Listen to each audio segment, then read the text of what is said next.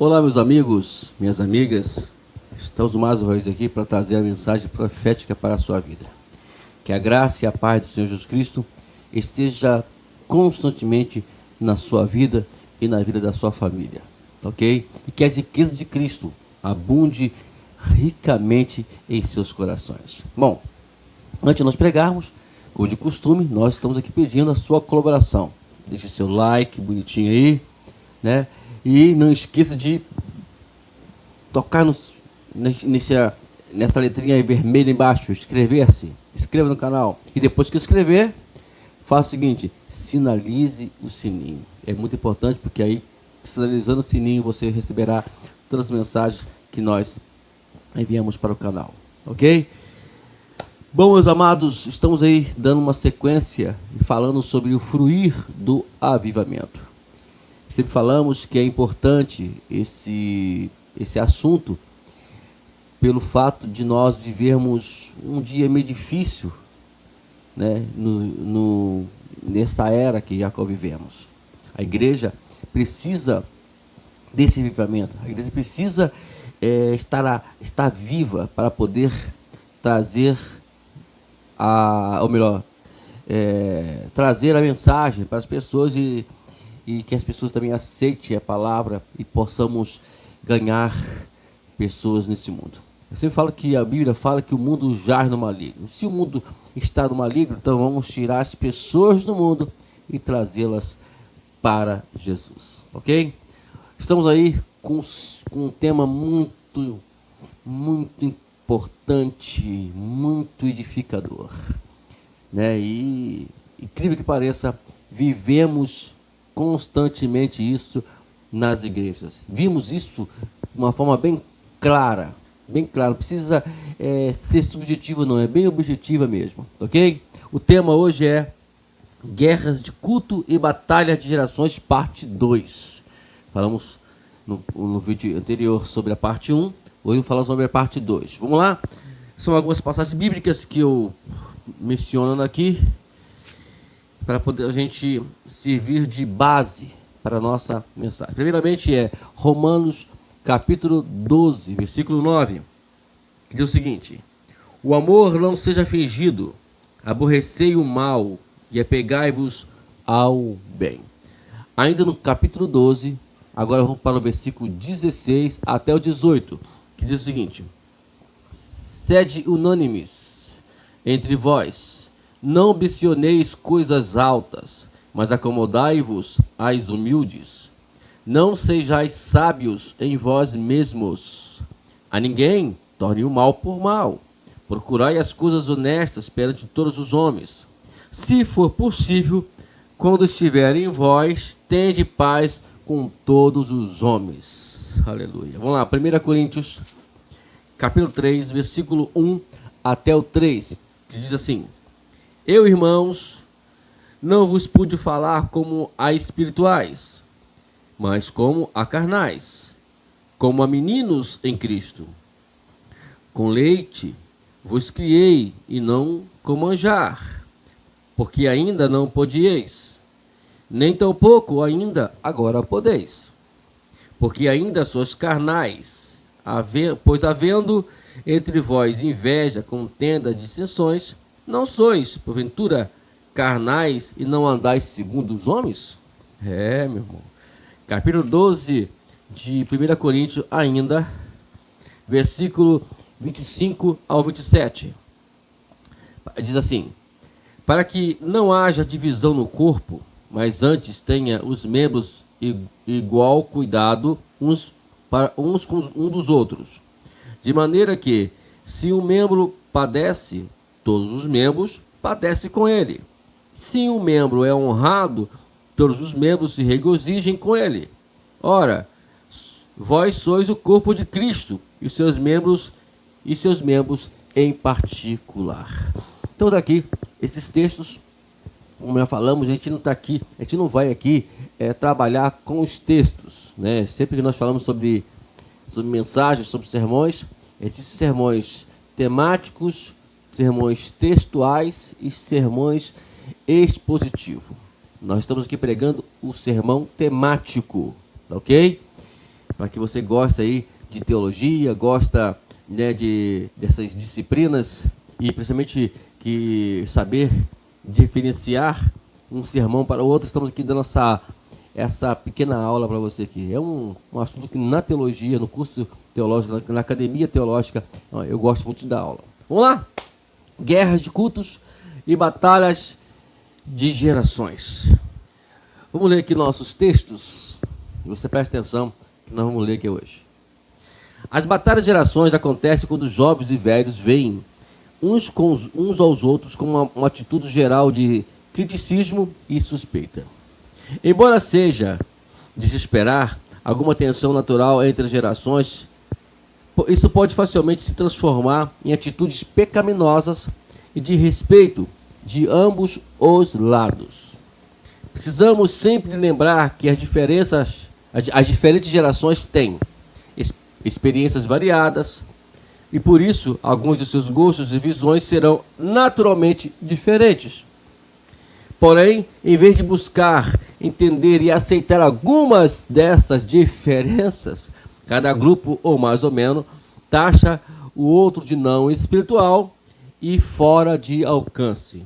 As linhas de batalha são determinadas e os grupos se tornam opositores e retraídos.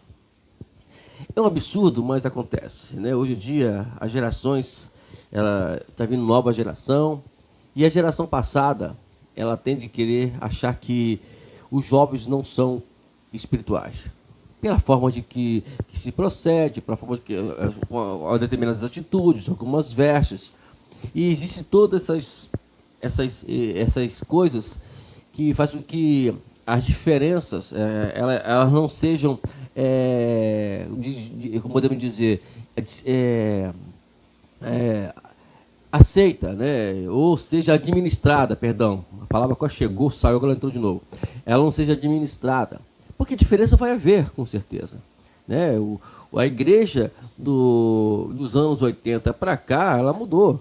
Não tem como dizer. Eu aceitei Jesus na igreja nos anos 80, 88, terminando já os anos 80.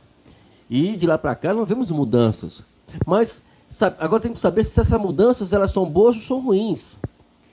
E agora, o problema todo é que os dois lados, as duas gerações, elas não se combinam. Elas não procuram, né, administrar isso e cada um aceitar o seu momento. E aí vem aquele julgamento. Os mais novos julgam os mais velhos de doutrinas antigas, né, arcaicas, vou dizer assim. Né? E os mais velhos acham que os mais novos estão muito modernos demais. E aí cria toda essa briga, essa guerra nas igrejas. Que é lamentável, né? Lamentável. Eu, particularmente, gosto muito do Ministério Batista, que onde eu pertenço, ela faz isso, né? Por exemplo, um pastor chega a determinada idade, o que ele passa? Ele passa o bastão, ele vai se jubilar, né? Ele vai continuar na igreja, mas vai passar a direção para um pastor jovem, que agora pode dar sequência ao trabalho. Esse é o entendimento. Não existe guerra. E a igreja cresce. Esses são ministérios que crescem, que quando se fazem isso. Nós temos que ter ideia, o fato de nós chegarmos a uma determinada ideia não significa que nós não seremos mais crentes, ou não seremos pastores. Podemos ser sim, mas não mais com aquela demanda, porque a mente já está cansada, precisa agora de uma juventude para dar sequência à obra. Mas aí, o que acontece em determinados lugares? Guerra. Só guerra. Só guerra. Só guerra e batalha. Misericórdia. E precisamos resolver isso, precisamos acabar com isso em nome de Jesus. Então, é por isso que estamos falando que o tema, a mensagem em si, todos estamos falando sobre o fruto do avivamento, é para que você possa entender que o avivamento ele vai vir quando essas diferenças forem também administradas, centradas e se respeitando uns aos outros. Ok? Vamos lá, vamos continuar aqui. As amargas batalhas de gerações são completamente opostas ao princípio da unidade na diversidade, como descrito nas Escrituras. É muito saudável que um grupo de diversas idades e culturas trabalhe no processo de desenvolver maturidade para conviver em paz. A maturidade espiritual requer definitivamente concessões mútuas, tanto de um como de outro. Todavia, hoje, muitos querem egoisticamente determinar um ciclo de pessoas que só querem estar ao redor daqueles que a qual são como eles. Esse claramente não é o padrão do Novo Testamento e nos rouba de um elemento essencial do crescimento cristão. Tá aí, queridos, né? O capítulo 12 até o capítulo 14 de 1 Coríntios, você vai observar como o problema já existia também em Coríntios. E tanto que esses 3 capítulos, 12, 13, 14, eles descrevem exatamente a forma de se unir. Tanto que no versículo 25 aqui nós falamos sobre isso, né?